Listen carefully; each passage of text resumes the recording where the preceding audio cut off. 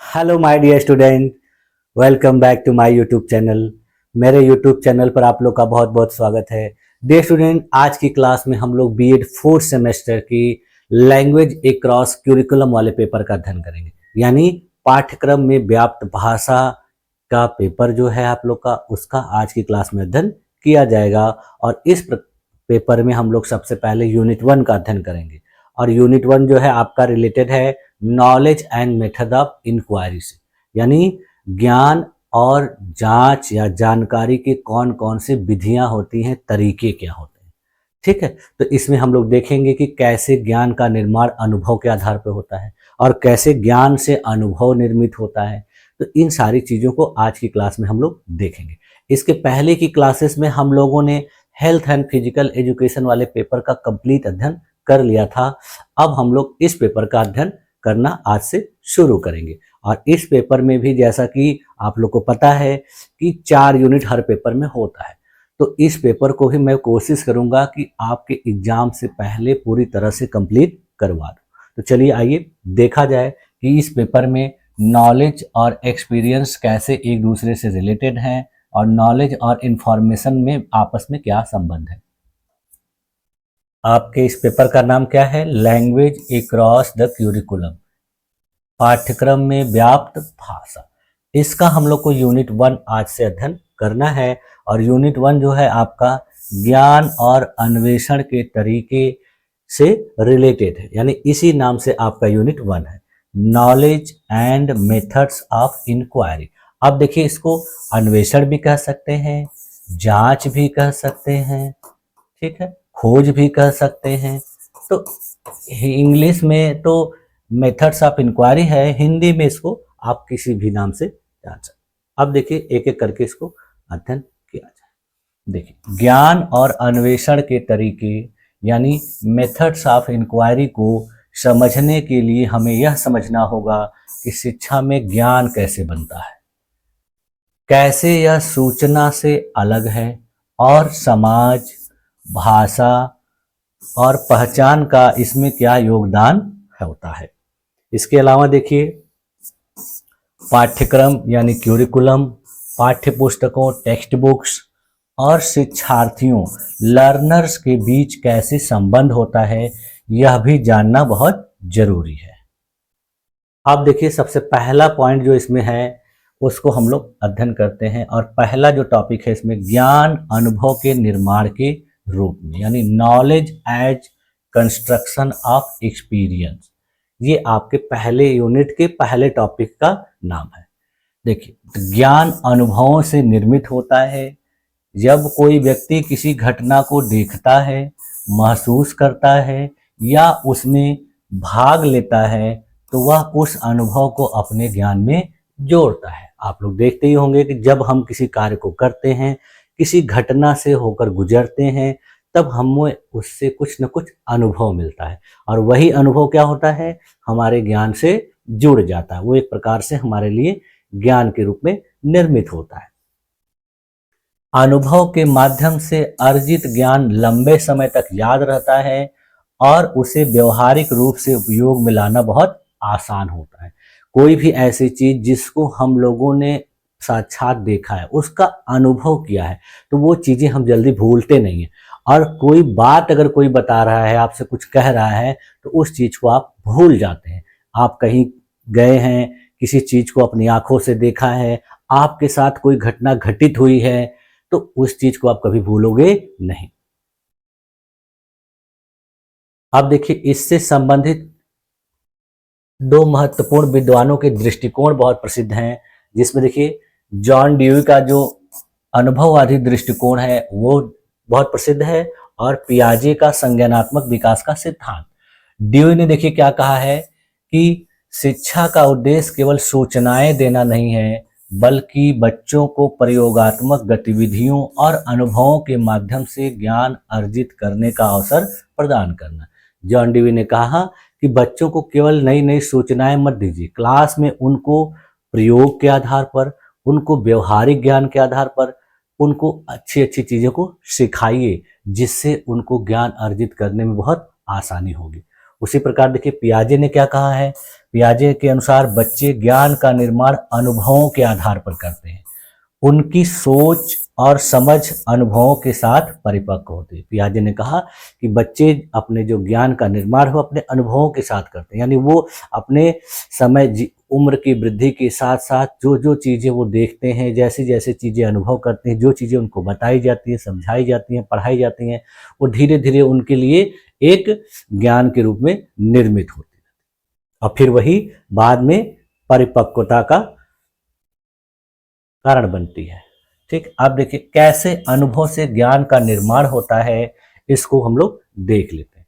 तो सबसे पहले देखिए प्रयोग और अन्वेषण के द्वारा, यानी एक्सपेरिमेंटेशन एंड एक्सप्लोरेशन के द्वारा कैसे ज्ञान का निर्माण होता है। देखिए बच्चे विभिन्न गतिविधियों और प्रयोगों में भाग लेकर ज्ञान का निर्माण करते हैं। यह प्रक्रिया उनके मानसिक विकास और सोचने की क्षमता को बढ़ाती है। जब बच्चे विभिन्न प्रकार की एक्टिविटी में भाग लेते हैं या प्रयोग करते हैं तो उससे उनके ज्ञान का निर्माण होता है और यह जो प्रक्रिया होती है उनके मानसिक विकास और सोचने की क्षमता को बढ़ाती है। जैसे उदाहरण के लिए देखिए, विज्ञान के प्रयोगों में भाग लेने से बच्चे विभिन्न सिद्धांतों को अनुभव करते हैं और उनकी समझ गहरी होती है।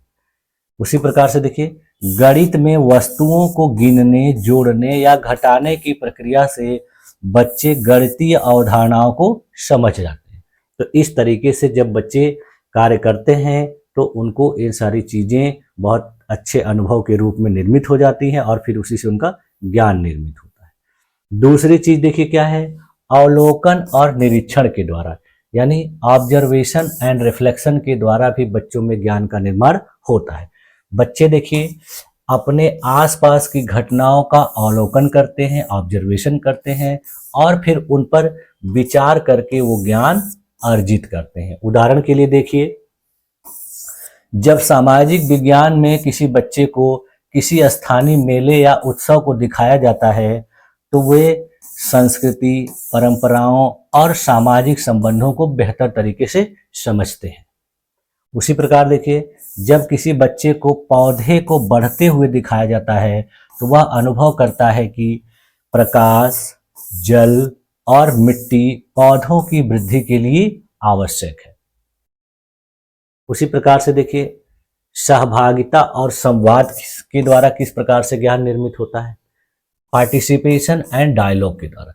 जब बच्चे समूह में कार्य करते हैं, सहपाठियों के साथ चर्चा करते हैं और शिक्षक से संवाद करते हैं तो बच्चों को विभिन्न दृष्टिकोणों से अवगत होना पड़ता है और उससे उनके ज्ञान का जो भंडार है वो समृद्ध होता है। जब बच्चे समूह में बात करते हैं, किसी टॉपिक पे चर्चा करते हैं अपने सहपाठियों के साथ, अपने शिक्षकों के साथ, तो उससे क्या होता है कि वो विभिन्न दृष्टिकोण से अवगत होते हैं। सबका अपना अपना पर्सपेक्टिव होता है, तो विभिन्न दृष्टिकोणों से जब वो अवगत होते हैं तो उनका जो ज्ञान होता है किसी विषय से प्रति वो और भी सॉलिड हो जाता है और भी समृद्ध हो जाता है। क्योंकि वो जब तक जानते रहते हैं तब तक लगता है उनको कि बस इतना ही चीज है, लेकिन जैसे ही और लोगों से बात करते हैं तो उस टॉपिक से रिलेटेड उनको और भी बातें जानने को मिलती हैं, तो उनसे उनका ज्ञान बहुत और समृद्ध हो जाए। इसलिए देखिए कहा जाता है कि आप किसी टॉपिक को अगर पढ़ रहे हैं तो उससे डिस्कशन करिए रिलेटेड। आप अपना ग्रुप बना लीजिए और या फिर अपने टीचर से करिए या अपने से ज़्यादा जानकार व्यक्ति, अनुभवी व्यक्ति से जब आप डिस्कशन करेंगे तो आपके जो भी डाउट होंगे वो भी क्लियर हो जाएंगे और आपके ज्ञान में और बढ़ोतरी होगी। उदाहरण के लिए देखिए, इतिहास की कक्षा में जब छात्र स्वतंत्रता संग्राम पर समूह चर्चा करते हैं तो वे विभिन्न घटनाओं और नेताओं के योगदान को समझते हैं। अब जैसे देखिए बहुत सारे स्टूडेंट क्लास में बैठे हैं, अब भारत के स्वतंत्रता संग्राम से संबंधित चर्चा कर रहे हैं, तो स्वतंत्रता संग्राम में बहुत से लोगों का योगदान था, तो कुछ स्टूडेंट जो है ऐसी बातें बताएंगे जैसा लगेगा कि अरे ये तो मैंने किताब में पढ़ा ही नहीं था। तो उससे क्या होगा कि आपका ज्ञान समृद्ध होता है। चर्चा करना बहुत जरूरी होता है। उसी प्रकार देखिए, समूह में विज्ञान की समस्या हल करते समय बच्चे विभिन्न दृष्टिकोणों से समाधान तक पहुंचते हैं। अब देखिए विज्ञान से संबंधित कोई समस्या है या मैथ से संबंधित कोई सवाल है और बच्चे समूह में हल कर रहे हैं, तो समूह में हल करने से कोई बच्चा अलग किस तरीके से हल कर रहा है, कोई बच्चा किस तरीके से हल कर रहा है, तो इससे क्या होगा कि एक विद्यार्थी को नए नए तरीकों को सीखने में बहुत आसानी हो जाती है, क्योंकि हो सकता है कि उसको टीचर ने कोई एक ही तरीका बताया हो, दूसरे बच्चों के टीचर ने उनको दूसरा तरीका बताया हो, तो उससे क्या होता है कि उनको नए नए तरीके का ज्ञान हो जाता है। उसके बाद फिर देखिए, समस्या के समाधान और निर्णय लेने से भी ज्ञान का निर्माण होता है। जब बच्चे किसी समस्या का समाधान खोजते हैं तो वे अपने अनुभवों और तर्कों का प्रयोग करते हैं, तो यह प्रक्रिया भी ज्ञान निर्माण का एक महत्वपूर्ण पहलू है। देखिए जब उनके सामने कोई समस्या आती है और उस समस्या से रिलेटेड वो कोई सॉल्यूशन अपने दिमाग में लाते हैं या ढूंढते हैं और फिर निर्णय ले लेते हैं, तो वो भी एक प्रकार का ज्ञान ही होता है, क्योंकि वो भविष्य में उनके लिए अगर उपयोगी होगा तो उसी के आधार पे अगली समस्या का भी हल करेंगे। तो क्या हो गया, ये इनके लिए एक प्रकार का ज्ञान हो गया। देखिए उदाहरण के लिए, गणित की कक्षा में बच्चे किसी जटिल प्रश्न को हल करने के लिए विभिन्न विधियों को आजमाते हैं और सही उत्तर तक पहुंचते हैं। तो यही जो विधि है वो विधि उनके लिए आगे के लिए ज्ञान के रूप में कार्य करती है। बहुत सारा मेथड्स अपनाया जाता है। देखिए कोई जब कठिन सवाल होता है तो बच्चे उसमें विभिन्न प्रकार के मेथड्स का उपयोग करते हैं। जब जिस मेथड से वो सवाल हल हो जाता है तो वो मेथड उनके लिए यूनिक हो जाता है और वही उनके लिए ज्ञान बन जाता है, और उसी मेथड का उपयोग हर बार कठिन सवाल को हल करने के लिए वो करते हैं।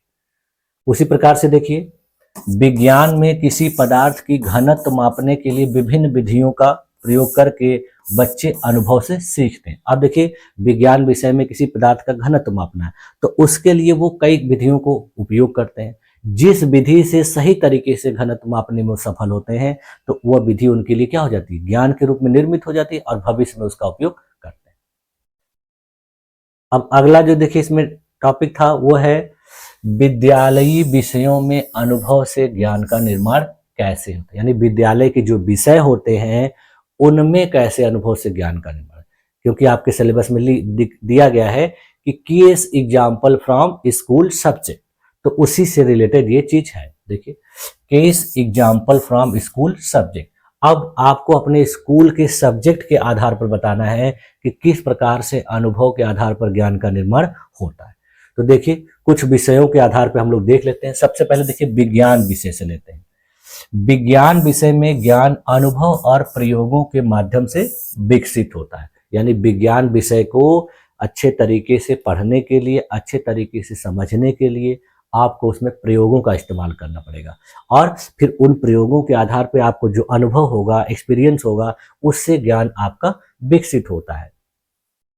उदाहरण के लिए देखिए, जैसे विज्ञान में बच्चों को पौधों की वृद्धि का अध्ययन करना है, तो उसके लिए क्या करना होगा कि जब बच्चा एक बीज को मिट्टी में लगाता है, उसे पानी देता है और धूप में रखता है, तो थोड़े दिन के बाद वह यह अनुभव करता है कि पौधे के बढ़ने के लिए मिट्टी, जल और प्रकाश आवश्यक होते हैं। देखिए इससे क्या हुआ कि बच्चे ने प्रयोग किया और फिर उसका अनुभव है, वो देखता रहा कि उसने मिट्टी में एक बीज बोया था, उसको पानी दिया था, वो बीज ऐसे जगह पे था जहां प्रकाश आता था, तो कुछ दिन के बाद उसको दिखाई दिया कि उस बीज से अंकुरण निकल रहा था, और उससे उसने अनुभव किया कि किसी भी पौधे को बढ़ने के लिए, उगने के लिए मिट्टी, जल और प्रकाश की बहुत ज्यादा आवश्यकता।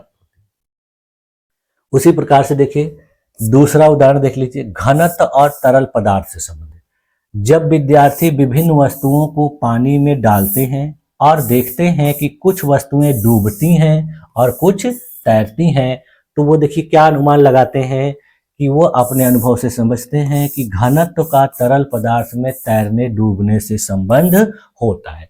यानी इस चीज को उनको थ्योरेटिकली पढ़ाने से उतना अच्छे से नहीं समझेंगे, जब उनको आप प्रयोग करके दिखा देंगे या उनसे करवाएंगे तो वो अच्छे तरीके से समझ जाएंगे। देखिए जब किसी ने पढ़ाया, किसी टीचर ने, कि जिस वस्तु का घनत्व जल के घनत्व से अधिक होता है वो जल में डूब जाती है, और जिसका घनत्व जल के घनत्व से कम होता है वो तैरती रहती है, तो इस चीज को प्रमाणित करने के लिए उनको दो वस्तुओं को दिया जाएगा जिसका घनत्व जल से ज्यादा हो, और एक दिया जाएगा जिसका घनत्व, जल के घनत्व से कम हो। दोनों को जब बच्चा डुबाएगा तो ये चीज उसको एकदम बेहतर तरीके से क्लियर हो जाएगी कि हाँ, सर ने जो कहा था वो बात एकदम सही है। इसके बाद फिर देखिए, गणित के विषय में कैसे उदाहरण देंगे आप। गणित में संख्याओं और अवधारणाओं को समझने के लिए अनुभव आधारित गतिविधियां बहुत आवश्यक होती है। देखिए, गणित में भी बहुत सारे ऐसे चीजें होती हैं जिनको अनुभव के आधार पर ही समझा जा सकता है या प्रयोग करना पड़ेगा, तब जाके आपको चीजें अच्छे तरीके से समझ में आएंगी और बच्चे उसको अपने ज्ञान के रूप में निर्मित करेंगे। जैसे देखिए, विभाजन की अवधारणा, यदि बच्चे को विभाजन सिखाना यानी भाग के बारे में बताना है, तो गुणा भाग ये सब चीजें बताना है, तो कैसे बताएंगे। जैसे देखिए, शिक्षक बच्चों को टॉफियां या चॉकलेट को बराबर भागों में बांटने की गतिविधि कराते हैं। इस प्रक्रिया में बच्चे अनुभव करते हैं कि विभाजन का अर्थ समान रूप से बांटना है। अब देखिए, अगर बच्चे को गणित पढ़ाना है तो गणित को पढ़ाने के लिए अगर इस प्रकार से टॉफी, चॉकलेट या फिर कोई सेब इस तरह या अमरूद, ये सब चीजें देकर और उसको बराबर बराबर भागों में विभाजित करने की बात कही जाए, तो इससे बच्चा विभाजन को बहुत अच्छे तरीके से समझ जाएगा और कभी भूलेगा नहीं। उसी प्रकार से देखिए, ज्यामिति और माप के लिए जब बच्चे वर्ग, त्रिभुज या वृत्त जैसी आकृतियों को कागज पर बनाते हैं और उन्हें काट कर देखते हैं तो वे आकार और माप की अवधारणा को समझते हैं। जुकाम की वजह से थोड़ा सा गला बैठ गया है और आवाज में भी आप लोग को डिफरेंस दिख रहा होगा, तो इसीलिए थोड़ा बहुत दिक्कत होगी आप लोग को सुनने में, लेकिन मैं पूरी कोशिश कर रहा हूँ आप लोग को कोई दिक्कत ना हो। अब देखिए, जैसे बच्चे को किसी माप के बारे में पढ़ाना है, ज्यामिति में कि त्रिभुज क्या होता है, वर्ग क्या होता है, वृत्त क्या होता है, तो इस चीज को जब बच्चे अपने कॉपी पर पेन से बनाएंगे और फिर उसको कैंची से काटेंगे तो उनको एग्जैक्ट पता चल जाएगा कि हाँ, ये चीजें इसी तरीके से होती। उसी प्रकार से देखिए, सामाजिक विज्ञान में उदाहरण देख लेते हैं कि सामाजिक विज्ञान में इतिहास, भूगोल और नागरिक शास्त्र का ज्ञान बच्चों को अनुभवों और अवलोकन के माध्यम से प्राप्त होता है। उदाहरण देखिए कैसे होता है ये। इतिहास में स्वतंत्रता संग्राम के बारे में यदि पढ़ाना है तो देखिए, जब बच्चों को स्वतंत्रता संग्राम पर नाटक करने का अवसर मिलता है तो वे गांधी, भगत सिंह और सुभाष चंद्र बोस जैसे नेताओं की भूमिका निभाकर उस समय की घटनाओं को बेहतर तरीके से समझते हैं। यानी इतिहास की क्लास में जब किसी बच्चे को स्वतंत्रता संग्राम के बारे में पढ़ाया जा रहा है तो उसमें अपने देश के प्रमुख स्वतंत्रता सेनानियों ने कुछ योगदान किया था, तो उनके योगदानों को जब बच्चे नाटक के रूप में या भूमिका के रूप में प्रदर्शित करते हैं तो वो चीजें उनके लिए बेहतर अनुभव के रूप में निर्मित हो जाती हैं और उससे ज्ञान का भी निर्माण होता है। उसी प्रकार से देखिए, भूगोल में जलवायु परिवर्तन अगर पढ़ाना है और उससे बच्चे को कैसे ज्ञान होगा। देखिए, जब बच्चे मौसम और जलवायु परिवर्तन पर शोध करते हैं तो इसे समाचारों और दस्तावेजों में देखते हैं तो वे जलवायु परिवर्तन के प्रभाव का अनुभव करते हैं। ठीक है। उसी प्रकार से देखिए, भाषा और साहित्य में यानी लैंग्वेज और लिटरेचर में कैसे आप ज्ञान का निर्माण देखते हैं। देखिए, भाषा का ज्ञान अनुभव के आधार पर विकसित होता है। बच्चों को संवाद, कहानी सुनने और कहानियां लिखने से उनके अंदर भाषा कौशल का विकास होता है। उदाहरण के लिए देखिए, कहानी लेखन में जब बच्चे अपनी कल्पना के आधार पर कहानियां लिखते हैं तो वे अनुभव के माध्यम से रचनात्मकता और भाषा के नियम सीखते हैं। यदि किसी बच्चे को कहानी लिखने के लिए कह दिया गया तो बच्चा क्या करता है कि अपने अनुभवों से सोच सोच कर कहानी लिखता है, तो इससे क्या होगा, उसके सोचने समझने की क्षमता विकसित होती है और उसके भाषा को बेहतर तरीके से लिखने की क्रिएटिविटी भी डेवलप होती है और वो अपनी गलतियों को खुद से उसमें पहचानने लगता है कि हाँ, मैंने यहाँ ये चीज आगे लिख दिया, ये पीछे लिख दिया। इससे क्या होगा, उसका ज्ञान बेहतर तरीके से निर्मित होगा। उसी प्रकार से देखिए, नाटक और संवाद के द्वारा जब बच्चे नाटक या संवाद में भाग लेते हैं तो वे भाषा, अभिव्यक्ति और सामाजिक संदर्भों को बेहतर तरीके से समझते हैं। जब बच्चे किसी नाटक में भाग लेते हैं या किसी संवाद में भाग लेते हैं, डायलॉग में, तो उसमें क्या होता है कि बच्चे अच्छे तरीके से कैसे वार्तालाप करना है, कैसे लोगों के साथ रिएक्ट करना है और किस प्रकार की भाषा का उपयोग किसके लिए करना है, ये सारी चीजें अच्छे तरीके से समझ जाते हैं। उसी के लिए उसी तरह देखिए कला और शिल्प में यानी आर्ट एंड क्राफ्ट में कैसे बच्चे ज्ञान का निर्माण अनुभव के आधार पर करते हैं। देखिए कला और शिल्प का ज्ञान अनुभव और प्रयोग के माध्यम से ही प्राप्त किया जाता है। उदाहरण के लिए देखिए जैसे चित्रकला में जब बच्चे विभिन्न रंगों को मिलाकर नए रंग बनाते हैं तो वे रंगों के संयोजन के सिद्धांतों को अनुभव से सीखते हैं। यदि किसी टीचर के द्वारा बताया गया कि ये रंग मिला देंगे तो ये रंग हो जाएगा, लेकिन उस चीज को जब बच्चे खुद से करेंगे यानी अलग अलग रंगों को मिलाकर एक नया रंग प्राप्त करेंगे तो वो उनके लिए अनुभव से प्राप्त ज्ञान होगा और फिर उस चीज को कभी नहीं भूलेंगे। उसी प्रकार से देखिए मिट्टी की मूर्तियां बनाने समय जब बच्चे मिट्टी से मूर्तियां बनाते हैं तो वे आकार, अनुपात और रचनात्मकता का अनुभव प्राप्त करते हैं। ठीक है, अब देखिए अनुभव आधारित ज्ञान का क्या महत्व होता है, यानी अनुभव के आधार पर जो ज्ञान निर्मित होता है उसका क्या इंपॉर्टेंस है। तो देखिए जो अनुभव के आधार पर ज्ञान विकसित होता है, निर्मित होता है, उससे समस्या समाधान करने का कौशल डेवलप होता है। यानी बच्चे जब अपने अनुभव से कोई चीज सीखते हैं तो बाद में वो आने वाली से संबंधित समस्याओं को हल करने में बेहतर तरीके से निर्णय लेते हैं। उसके अलावा देखिए उससे इनके अंदर नवाचार और रचनात्मकता विकसित होती है। जब बच्चे अनुभव से कोई चीज करते हैं, प्रयोग के आधार पर करते हैं, तो वो नई नई चीजों को करना सीख लेते हैं और रचनात्मक तरीके से सोचने की क्षमता भी उनके अंदर बढ़ जाती है। इससे उनके अंदर आत्मविश्वास और आत्मनिर्भरता भी विकसित होती है। जब बच्चे अपने अनुभवों के आधार पर कोई चीज सीखे रहते हैं और उसी के आधार पर आगे कोई नया काम है और कर लेते हैं तो उसके वजह से उनके अंदर कॉन्फिडेंस आता है और वो आत्मनिर्भर धीरे धीरे बन जाते हैं। यानी उनको अब किसी के हेल्प की जरूरत उतनी ज्यादा नहीं होती है। उसके अलावा फिर देखिए इसका दीर्घकालिक स्मृति भी उनकी बेहतर हो जाती है, यानी वह चीज उनके लंबे समय तक के लिए मेमोरी में सेव हो जाती है, स्टोर हो जाती है, उसको जल्दी भूलते नहीं है।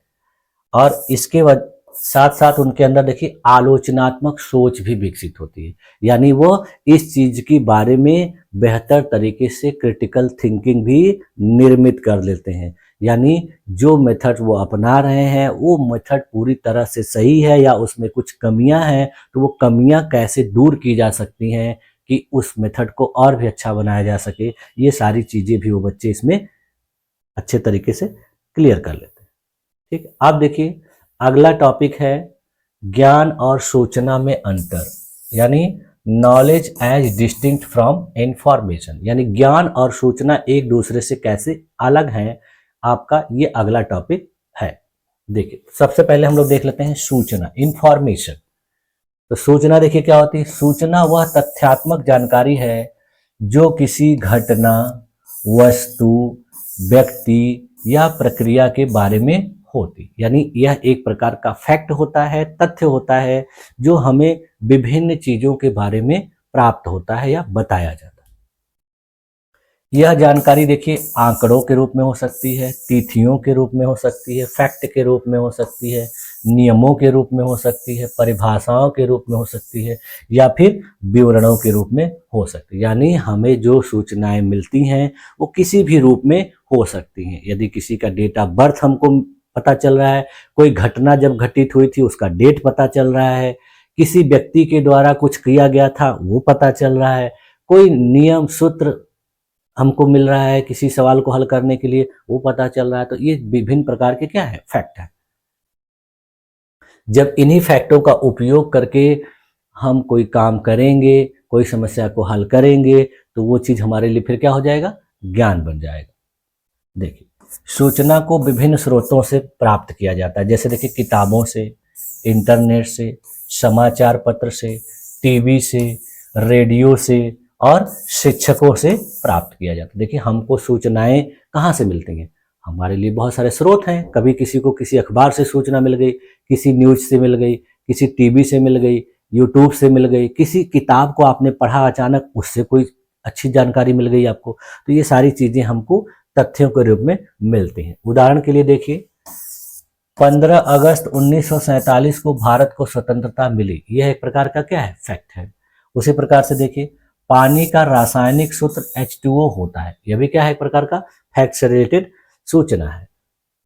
ताजमहल आगरा में स्थित है, ये सब चीजें क्या है, सूचना है। अब देखिए ज्ञान कैसे हुआ, ज्ञान क्या होता है। देखिए, ज्ञान वह प्रक्रिया है जिसके माध्यम से व्यक्ति सूचना को समझता है, उसका विश्लेषण करता है और फिर व्याख्या करता है। यानी इन सारी चीजों को सुन लेना ही ज्ञान नहीं होता है। जब तक आप उसको सुन के उसका उपयोग नहीं करते, उसका एनालिसिस नहीं करते, उसकी व्याख्या नहीं करते हो, तब तक वो चीज ज्ञान नहीं कहलाती। हमको कोई जानकारी मिली, हमने उसको ऐसे ही सुन लिया, बस उसके लिए कुछ किया नहीं, तो क्या होगा, हमारे लिए ज्ञान नहीं होगा। यह सूचना को व्यवहारिक रूप में उपयोग करने, विश्लेषण करने और उसमें तर्क वितर्क करने की क्षमता प्रदान करता है। यानी हमको कोई सूचना मिली तो हम उसका व्यवहारिक उपयोग करें, उस पर तर्क वितर्क करें और उसका एनालिसिस करें, तब जाके वो हमारे लिए ज्ञान होगा। ज्ञान व्यक्ति के अनुभवों, चिंतन, विश्लेषण और समझ से विकसित होता है। उदाहरण के लिए देखिए, स्वतंत्रता संग्राम में महात्मा गांधी के द्वारा अपनाई गई अहिंसात्मक नीति के पीछे सामाजिक, राजनीतिक और नैतिक मूल्यों को जब समझा जाता है तो ये एक प्रकार का क्या होता है, ज्ञान होता है।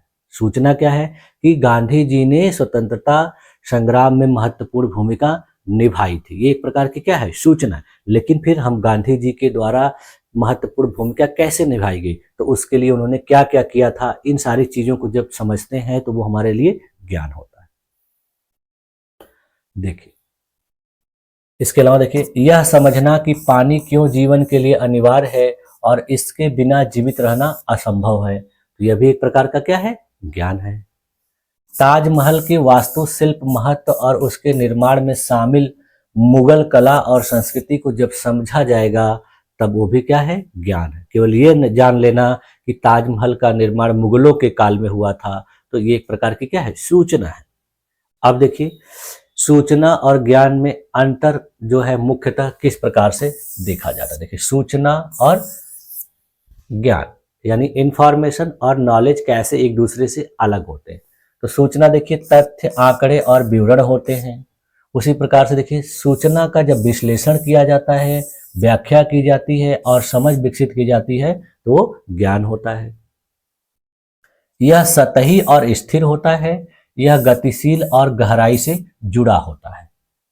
इसे सीधे स्रोतों से प्राप्त किया जा सकता है, इसको किसी स्रोत से आप प्राप्त कर सकते हैं, लेकिन यह अपने अनुभव से, चिंतन से और अन्वेषण से विकसित होता है। सूचना को याद रखना आसान होता है, जबकि ज्ञान को अर्जित करने और लागू करने के लिए अभ्यास और समझ की आवश्यकता होती है। उदाहरण देखिए इसका एक, कि भारत में 29 राज्य हैं। उसी प्रकार से ज्ञान का उदाहरण, भारत के विभिन्न राज्यों में सांस्कृतिक विविधता और आर्थिक असमानता क्यों है, ये ज्ञान है। सूचना किसी भी माध्यम से मिल सकती है, ज्ञान व्यक्तिगत व्याख्या और आलोचनात्मक सोच का परिणाम होता है। यानी सूचना कहीं से भी मिल सकती है, लेकिन वो चीज ज्ञान आपके लिए तभी होगी जब आप उसकी आलोचनात्मक व्याख्या करेंगे और उसको अपने तरीके से उपयोग करेंगे, तब जाके वो आपके लिए ज्ञान होगा। अब देखिए, इसका विद्यालय के विषयों से उदाहरण देख लेते हैं कि कैसे सूचना और ज्ञान एक दूसरे से अलग है। यानी इसका case example from school subject भी हम लोग देख लेते हैं। तो सबसे पहले हम लोग देख लेते हैं इतिहास विषय में, हिस्ट्री में कैसे सूचना और ज्ञान एक दूसरे से अलग होते हैं।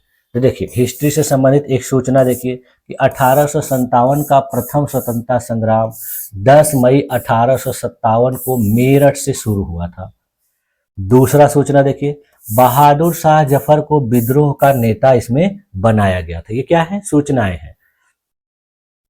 अब देखिए, इससे ज्ञान कैसे निर्मित होगा। 1857 के विद्रोह के सामाजिक, आर्थिक और राजनीतिक कारणों को जब समझना जाएगा तो वो क्या हो जाएगा, ज्ञान होगा। उसी प्रकार से यह समझना कि विद्रोह में हिंदू मुस्लिम एकता कैसे बनी और कैसे यह अंग्रेजों के लिए एक बड़ी चुनौती बना, यह भी क्या है, ज्ञान है। उसी के लिए उसी प्रकार देखिए, प्रथम स्वतंत्रता संग्राम की असफलता के पीछे कमजोर संगठन, स्थानीय नेतृत्व की कमी और संसाधनों की कमी का विश्लेषण करना, तो ये सारी चीजें क्या हो जाएंगी, ज्ञान हो जाएंगी, और ये क्या हो जाएगी, सूचना। उसी प्रकार से देखिए विज्ञान में हम लोग देख लेते हैं, सूचना देखिए क्या है विज्ञान में, पौधों में प्रकाश संश्लेषण की प्रक्रिया सूर्य के प्रकाश, कार्बन डाइऑक्साइड और पानी की उपस्थिति में होती है। ये चीजें आपके लिए क्या हो गई, पर सूचना हो गई। और सूर्य ऊर्जा का प्रमुख स्रोत है, ये सारी चीजें क्या है, सूचना है। अब देखिए ज्ञान कैसे है, प्रकाश संश्लेषण की प्रक्रिया को समझना और यह जानना कि सूर्य का प्रकाश पौधों में ऊर्जा कैसे परिवर्तित करता है, ये चीज क्या हो जाएगी, ज्ञान हो जाएगी। उसी प्रकार देखिए, यह समझना कि पर्यावरण में संतुलन बनाए रखने के लिए पौधों की भूमिका कितनी महत्वपूर्ण है। यह विश्लेषण करना कि अगर वनों की कटाई जारी रही तो कार्बन डाइऑक्साइड का स्तर कैसे बढ़ेगा और जलवायु पर इसका क्या प्रभाव पड़ेगा। तो ये सब क्या हो गए, ज्ञान हो गए। उसी प्रकार से देखिए गणित में, मैथमेटिक्स में सूचना देखिए क्या, कि दो कोणों का योग यदि 180 हो तो वे पूरक कोण कहलाते हैं। यदि दो एंगल हैं और उनका जो माप है 180 डिग्री है तो उनको कहा जाता है कि पूरक कोण है, यानी सप्लीमेंट्री एंगल है। उसी प्रकार देखिए वर्ग का क्षेत्रफल जो है भुजा का स्क्वायर होता है। ये सब क्या है, सूचनाएं हैं। लेकिन ज्ञान देखिए कैसे होगा, यह समझना कि कोणों की पूरकता का उपयोग वास्तुकला और इंजीनियरिंग में कैसे किया जाता है, ये क्या हो जाएगा, ज्ञान। आपको सूचना है, जानकारी है कि दो कोणों का यदि मान 180 अंश होगा तो वो पूरक कोण होंगे। अब इसका उपयोग जब आप वास्तुकला या किसी इंजीनियरिंग के फील्ड में करेंगे, किसी चीज को बनाने में करेंगे, तो ये क्या हो जाएगा, ज्ञान। किसी भी वस्तु की आकृति और आयतन की गणना करके वास्तविक जीवन की समस्याओं को हल करना, ये भी क्या हो जाएगा, ज्ञान हो जाएगा। उसी प्रकार देखिए क्षेत्रफल और परिमाप के बीच संबंध को समझना और व्यवहारिक उदाहरणों में इनका उपयोग करना, यानी जो है क्षेत्रफल और परिमाप में क्या रिलेशन होता है, या दोनों एक ही होते हैं या अलग होते हैं। जब इस चीज को आप जान लेंगे और उसका व्यवहारिक उपयोग करेंगे, जैसे देखिए आपके घर पे खेत ओत होता है तो खेत का परिमाप और क्षेत्रफल दोनों अलग होता है। तो जब आप उसके रिलेशन को अच्छे तरीके से जान जाएंगे तब आप उसको ज्ञान के रूप में निर्मित कर लेंगे।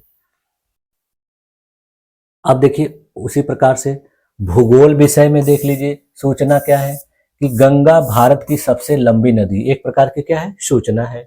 उसी प्रकार से दूसरी सूचना देखिए, पृथ्वी 365 दिन और 6 घंटे में सूर्य का एक चक्कर लगाती है, ये भी क्या है, एक प्रकार की सूचना है। लेकिन ज्ञान कैसे हुआ, देखिए यह समझना कि गंगा नदी केवल धार्मिक महत्व ही नहीं रखती बल्कि यह कृषि, उद्योग और जल आपूर्ति के लिए भी आवश्यक है। ये कह दिया गया गंगा भारत की सबसे लंबी नदी है, तो आपके दिमाग में क्या है कि हाँ गंगा बहुत लंबी नदी है, बहुत महत्वपूर्ण नदी, लेकिन है महत्वपूर्ण कैसे, क्योंकि इसका कई उपयोग है जिसकी वजह से महत्वपूर्ण है, केवल लंबाई की वजह से महत्वपूर्ण नहीं है। उसके अलावा देखिए यह विश्लेषण करना कि पृथ्वी के घूमने से दिन रात और मौसम कैसे बदलते हैं और इसका पर्यावरण पर क्या प्रभाव पड़ता है। ये सुन लेना कि पृथ्वी 365 दिन 6 घंटे में सूर्य का एक चक्कर लगाती, ये तो नहीं अगर रह जाएंगे तो आपके मतलब पास क्या है, मतलब सूचना है।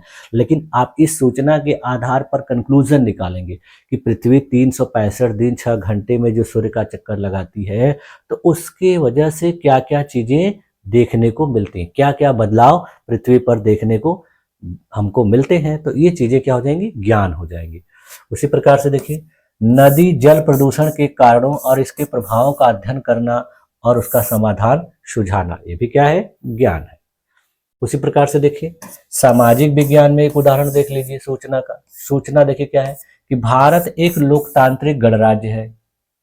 दूसरी सूचना देखिए भारतीय संविधान 26 जनवरी 1950 को लागू हुआ। ये दो सूचनाएं हैं, लेकिन इनसे रिलेटेड ज्ञान देखिए क्या है कि लोकतंत्र के सिद्धांतों को जब समझा जाएगा और यह जाना जाएगा कि चुनाव स्वतंत्र न्यायपालिका और मीडिया लोकतंत्र की मजबूती में कैसे योगदान करते हैं, तो ये हो जाएगा ज्ञान। उसी प्रकार से देखिए, भारतीय संविधान में निहित मौलिक अधिकारों और कर्तव्यों की व्याख्या करना और यह समझना कि क्या ये समाज में समानता और न्याय को सुनिश्चित करते हैं, ये भी क्या हो जाएगा, ज्ञान हो जाएगा। अब अगला देखिए टॉपिक क्या है कि सूचना को ज्ञान में कैसे बदला जाए, यानी आपके पास कोई सूचना है, कोई सूचना मिली, तो आप उसको ज्ञान में कैसे बदलोगे। तो सबसे पहले देखिए क्या करना होगा कि उस सूचना का विश्लेषण और आलोचनात्मक सोच डेवलप करनी होगी, यानी एनालिसिस और क्रिटिकल थिंकिंग जब डेवलप करेंगे तब वो आपका ज्ञान में बदलेगा। यानी सूचना पर प्रश्न उठाना और विभिन्न दृष्टिकोणों से उसका मूल्यांकन करना, यानी आपको कोई सूचना मिली तो आप उस पर प्रश्न करेंगे कि ये चीज ऐसे क्यों है, इसको ऐसे क्यों किया गया या ऐसे क्यों हुई, और फिर उसको आप विभिन्न डायमेंशन से, दृष्टिकोणों से उसको जांचेंगे तो वो क्या हो जाएगा, ज्ञान में जब कन्वर्ट होगा। जैसे उदाहरण के लिए देखिए, गांधी जी के असहयोग आंदोलन की सफलता और असफलता के पीछे के कारणों का विश्लेषण जब करेंगे तो आप अच्छे तरीके से गांधी जी के द्वारा चलाए गए असहयोग आंदोलन के बारे में जान जाएंगे। उसके बाद दूसरा काम क्या करना होगा कि व्यवहारिक अनुभव और प्रयोग करना पड़ेगा, यानी आपके पास कोई सूचना आई तो उसका व्यवहारिक अनुभव करिए, खुद से करिए और उस पर प्रयोग करिए। किसी भी अवधारणा को देखिए प्रयोग और अनुभव के माध्यम से समझना, जैसे विज्ञान की प्रयोगशाला में प्रकाश संश्लेषण की प्रक्रिया का जब अवलोकन किया जाएगा तब वो आपके लिए ज्ञान के रूप में निर्मित होगा। उसी प्रकार से देखिए, जो सूचना आपको मिली है उसकी व्याख्या करेंगे और उसका संदर्भ में उपयोग करेंगे, यानी interpretation and contextualisation of the information. देखिए, सूचना को सामाजिक, सांस्कृतिक और ऐतिहासिक संदर्भ में जब देखेंगे जोड़कर, तब आपको उसमें ज्ञान को निर्मित करने में बहुत सहायता मिलेगी। उदाहरण के लिए देखिए, भारत में विभिन्न राज्यों की सांस्कृतिक विविधता को समझना क्या है, सूचना से ज्ञान को निर्मित करना। अब देखिए, ज्ञान के विकास में शिक्षकों की क्या भूमिका होती है, यानी role of teacher in developing knowledge. तो देखिए, सूचना और ज्ञान के बीच अंतर स्पष्ट करने के लिए शिक्षक को बच्चों को यह समझाना चाहिए कि केवल तथ्यों को याद करना पर्याप्त नहीं है, बल्कि उन्हें समझकर व्यवहारिक जीवन में कैसे लागू किया जाए यह बहुत ही महत्वपूर्ण है। यानी टीचर ही बच्चों को बता सकता है कि केवल आप सूचना इकट्ठा करने से, फैक्ट याद करने से आपका ज्ञान निर्मित नहीं होगा। देखिए, बहुत से अच्छे बच्चे होते हैं कि टीचर के दबाव में चीज़ों को रट लेते हैं, लेकिन वो उस चीज़ की व्यवहारिकता को जानते नहीं है, केवल उनका रटा रटाया वही चीज़ पता होता है। जब उसके बारे में आप पूछेंगे तो कहेंगे मुझे नहीं पता है। तो ये चीज़ें क्या होती है, टीचर ही उसको सही कर सकता है, टीचर ही उसको कहेगा कि नहीं, इसको रटो नहीं, बल्कि इसको व्यवहारिक रूप में उपयोग करो और इससे संबंधित नॉलेज डेवलप करो। तो उसके लिए देखिए क्या करना पड़ेगा, प्रश्न पूछने की आदत विकसित करनी पड़ेगी, यानी बच्चों को प्रश्न पूछने की आदत डेवलप। बच्चों को अगर कोई डाउट है, कोई समस्या है, कोई चीज़ समझ में नहीं आ रही है तो उससे रिलेटेड वो प्रश्न पूछें। और देखिए, बच्चों को प्रश्न पूछने और समस्या समाधान के तरीकों पर ध्यान देने के लिए प्रेरित करना चाहिए। बच्चे को डरा के नहीं रखना चाहिए, बच्चों को खुला रखना चाहिए कि अगर उनके मन में कोई डाउट आ रहा है तो वो क्वेश्चन कर सकते हैं। उसके बाद फिर देखिए, बच्चों को समूह चर्चा और परियोजना कार्य देना चाहिए, यानी बच्चों को एक दूसरे के साथ मिलजुल कर किसी टॉपिक पर डिस्कशन करने के लिए या कोई ऐसा प्रोजेक्ट दे दिया जाए जिस पर सभी बच्चे मिलजुल के काम करें। तो इससे क्या होगा कि उनके पास जो है विभिन्न प्रकार के दृष्टिकोण डेवलप होंगे, सबका अपना अपना दृष्टिकोण होगा और जब सब लोग उसको उपयोग करेंगे तो उनमें बहुत वृद्धि होगी। उसके बाद फिर देखिए, प्रयोग और अनुभव आधारित शिक्षा प्रदान करनी चाहिए, यानी बच्चों को विभिन्न प्रयोगों और गतिविधियों में शामिल करके उनको व्यवहारिक अनुभव प्रदान करने से अच्छी शिक्षा मिलेगी और उनके ज्ञान का विकास होगा। अब देखिए, भाषा, सामाजिक संबंध, सत्ता, पहचान और सोच क्या होती है, इसके बारे में भी हम लोग देख लेते हैं। देखिए, भाषा जो होती है विचारों, भावनाओं और ज्ञान के आदान प्रदान का साधन होती है। इसका देखिए उदाहरण देख लेते हैं विद्यालय से। जब बच्चे अलग अलग भाषाओं में कविताएं पढ़ते हैं तो वे विभिन्न संस्कृतियों और समाजों को समझते हैं। उसी प्रकार से देखिए विज्ञान और गणित की भाषा में तकनीकी शब्द होते हैं जिन्हें समझने के लिए विशेष ध्यान देना पड़ता है। उसी प्रकार से देखिए सामाजिक संबंध क्या होते हैं। समाज में पारस्परिक संबंध व्यक्ति की शिक्षा और सोच को प्रभावित करते हैं। उदाहरण देखिए विद्यालय से रिलेटेड, जब बच्चे समूह चर्चा और सहपाठियों के साथ संवाद करते हैं तो बच्चों में नई दृष्टि और विचारों को आत्मसात करने में बहुत सहायता मिलती है। उसी प्रकार से देखिए जब बच्चे अपने सहपाठियों से जुड़कर किसी चीज को सीखते हैं तो उससे उनमें टीम वर्क और सहयोग की भावना विकसित होती है। सत्ता देखिए पावर क्या है। शिक्षा में सत्ता का मतलब पाठ्यक्रम, पाठ्यपुस्तकों और शिक्षकों द्वारा नियंत्रित जानकारी से होता है। यानी किसी भी शिक्षा के क्षेत्र में पावर या सत्ता किसके हाथ में होती है, यानी वहाँ का पाठ्यक्रम पावरफुल, किताब और शिक्षक या वहाँ के जो शिक्षण संस्थान से जुड़े लोग होते हैं वो सारी चीज़ें जो नियंत्रित करते हैं वो पावर के अंतर्गत आती है। अब इसका देखिए विद्यालय उदाहरण देख लेते हैं। पाठ्य पुस्तकों में क्या पढ़ाया जाए और क्या छोड़ दिया जाए, इसका निर्णय सत्ता और नीति निर्माताओं द्वारा ही किया जाता है। यानी किसी भी स्टूडेंट को क्लास में क्या पढ़ाना है, क्या नहीं पढ़ाना है, क्या छोड़ देना है, वो कौन करेगा? बच्चे डिसाइड नहीं करते हैं, बल्कि वहाँ के टीचर और नीति निर्माता करते हैं। यानी स्कूल कॉलेज के जो हेड होते हैं, जो मैनेजर होते हैं, प्रिंसिपल होते हैं, वो करते हैं। उसी प्रकार से देखिए शिक्षक की भूमिका भी कक्षा में ज्ञान के प्रवाह को प्रभावित करती है। उसी प्रकार से देखिए पहचान से रिलेटेड, पहचान क्या होती है? किसी भी व्यक्ति की देखिए सांस्कृतिक, सामाजिक और भाषाई पहचान शिक्षा पर बहुत ज्यादा असर डालती है। इसका विद्यालय उदाहरण देख लेते हैं कि जब बच्चे अपने समाज और संस्कृति से जुड़ी सामग्री पढ़ते हैं तो वे अधिक आत्मविश्वास महसूस करते हैं और उनकी सीखने की रुचि बढ़ती। यानी बच्चे को किताब में उनके समाज और संस्कृति से जुड़ी कोई चीज अगर पढ़ाई जा रही है, वो मिल रही है, तो बहुत जल्दी जुड़ जाते हैं और उनके अंदर आत्मविश्वास पैदा होता है। तो उससे उनको पढ़ने की जो इंटरेस्ट होता है वो बढ़ जाता है। सोच, थिंकिंग कैसे जुड़ा होता है? देखिए भाषा और सामाजिक परिवेश व्यक्ति की सोच और समझ को प्रभावित करते हैं। उदाहरण के लिए देखिए आलोचनात्मक सोच को प्रोत्साहित करने से बच्चे प्रश्न पूछते हैं और समाधान खोजने में रुचि दिखाते हैं। यानी क्लास में बच्चों को आलोचनात्मक सोच डेवलप करने के लिए क्या करना पड़ेगा? उनको प्रश्न पूछने का अवसर देना चाहिए, उनको अपने तरीके से किसी चीज के बारे में विचार करने का अवसर देना चाहिए, खुले मन से जवाब देने का अवसर देना। इससे क्या होगा कि बच्चे की सोच जो है बेहतर विकसित होगी। ठीक है, अब देखिए अगला क्या है कि ज्ञान, पाठ्यक्रम, पाठ्यपुस्तक और शिक्षार्थियों के बीच क्या रिलेशन होता है। देखिए पाठ्यक्रम के बारे में देख लेते हैं कि पाठ्यक्रम जो है समाज की जरूरतों, सांस्कृतिक मूल्यों और भविष्य की आवश्यकताओं को ध्यान में रखकर बनाया जाता है। उदाहरण के लिए देखिए पर्यावरण शिक्षा को पाठ्यक्रम में शामिल करने से बच्चों में प्रकृति और पर्यावरण के प्रति संवेदनशीलता विकसित होती है। उसी प्रकार देखिए पाठ्य पुस्तकें क्या योगदान देती हैं।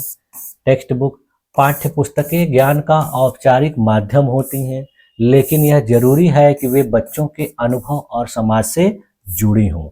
उदाहरण के लिए देखिए एक विद्यालय उदाहरण देख लेते हैं कि स्थानीय भाषाओं और कहानियों को पाठ्य पुस्तकों में शामिल करने से बच्चे विषयों को आसानी से समझ सकते हैं। उसी प्रकार से देखिए एक शिक्षार्थी यानी लर्नर का क्या महत्व होता है। शिक्षार्थियों की रुचि, पृष्ठभूमि और अनुभव ज्ञान के निर्माण में अहम भूमिका निभाते हैं। इसका विद्यालय उदाहरण ग्रामीण क्षेत्र के बच्चे कृषि और पर्यावरण से जुड़ी अवधारणाओं को जल्दी समझ जाते हैं, जबकि शहरी बच्चे तकनीकी और औद्योगिक विषयों में अधिक रुचि दिखा सकते हैं। तो देखिए ये शिक्षार्थी के ऊपर भी निर्भर करता है। जिस क्षेत्र का शिक्षार्थी रहेगा, जैसे परिवेश से जुड़ा रहेगा, उसको वो चीज जल्दी समझ में आएगी और उससे जल्दी जुड़ जाएगा। अब देखिए इसका निष्कर्ष क्या निकल के आ रहा है, इन सारी चीजों का जो हम लोगों ने यूनिट 1 पढ़ा पूरा, इसका निष्कर्ष निकल के आ रहा है कि ज्ञान का निर्माण अनुभव, सामाजिक संदर्भ, भाषा और पहचान से होता है। उसके बाद देखिए हम लोगों ने सूचना और ज्ञान में अंतर को समझना बच्चों में आलोचनात्मक सोच को बढ़ावा देता है, ये चीजें देखी। उसी प्रकार देखिए भाषा, सामाजिक संबंध और सत्ता शिक्षा प्रणाली को प्रभावित करते हैं। उसके साथ साथ देखिए पाठ्यक्रम, पाठ्य पुस्तकें और शिक्षार्थियों के बीच सामंजस्य स्थापित करने से शिक्षा अधिक प्रभावी और प्रासंगिक बनती है। शिक्षकों को यह सुनिश्चित करना चाहिए कि वे बच्चे को केवल सूचनाएं न दें, बल्कि उन्हें अनुभव के आधार पर ज्ञान अर्जित करने के अवसर प्रदान करें। इसके अलावा देखिए पाठ्य पुस्तकों को बच्चों की सामाजिक और सांस्कृतिक पृष्ठभूमि से जोड़ना चाहिए ताकि वे शिक्षा से गहरे स्तर पर जुड़ सके। और भाषा और पहचान को सम्मान देने से बच्चों में आत्मविश्वास और आलोचनात्मक सोच विकसित होती। तो ये सारी चीजें हम लोगों ने आज की क्लास में इस यूनिट में अध्ययन किया और इस चीज को पढ़ने के बाद आपको अच्छे तरीके से पता चल गया होगा कि ज्ञान का निर्माण कैसे होता है, ज्ञान के निर्माण में अनुभवों का क्या महत्व होता है, कैसे सूचना के आधार पर ज्ञान निर्मित किया जाता है और सूचना कहाँ कहाँ से मिलती है, सूचनाओं का उपयोग करके कैसे ज्ञान बनाया जाता है, इसमें किताब की क्या भूमिका होती है, इसमें पाठ्यक्रम की क्या भूमिका होती है, इसमें शिक्षक की क्या भूमिका होती है, इसमें समाज की क्या भूमिका होती है और विद्यालय की क्या भूमिका होती है। इस सारी चीज़ों को आप लोगों ने आज की क्लास में देखा और मुझे पूरी उम्मीद है कि आप लोगों को ये सारी चीज़ें अच्छे तरीके से समझ में आई होंगी। मैंने अपने तरफ से पूरा प्रयास किया है कि आप लोगों को अच्छे तरीके से सारी चीज़ें समझ में आ जाए। ठीक है, तो आज की क्लास में यहीं तक रखते हैं। हाँ, तो ठीक है, तो आप लोगों ने अपने आप को मेरी इस क्लास में इतने देर तक बनाए रखा, इसके लिए आप लोग का बहुत बहुत धन्यवाद। मिलते हैं नेक्स्ट क्लास में, तब तक के लिए